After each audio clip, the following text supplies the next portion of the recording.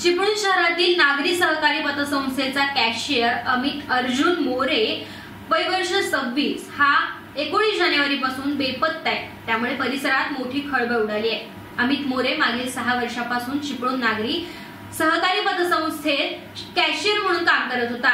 19 जानेवारी रोजी अमित मोरे पतसंस्थेत नियमितपणे काम करत असताना डिपॉझिटचे पैसे घेण्यासाठी भावाकडून पैसे आणून देतो असं सांगून पतसंस्थेतून बाहेर पडला। मात्र त्यानंतर तो परतलाच नाही। आजपर्यंत त्याचा कुठलाही ठाव ठिकाणा लागत नसल्याने कुटुंबीय तसेच पतसंस्थेचे अधिकारी चिंतेत आले। अमित अचानक गायब झाल्यामुळे पोलिसांकडून या प्रकरणाचा तपास सुरू करण्यात आलाय। तो निघून गेल्यानंतर त्याने कुठल्या मार्गाने प्रवास केला, त्याच्या मोबाईलचा शेवटचं टॉवर लोकेशन कुठलं होतं हे शोधण्याचा प्रयत्न सध्या सुरू आहे। अमित हा नेमका कोणत्या डिपॉझिटच्या रकमेचे पैसे आणण्यासाठी गेला होता हे अद्याप काही स्पष्ट झालेलं नाहीये। त्यामुळे यामागे काही आर्थिक घोटाळा आहे का, काही अपघात किंवा इतर कारणांमुळे तो बेपत्ता झाला आहे का याविषयी उलटसुलट चर्चा सध्या सुरू आहे।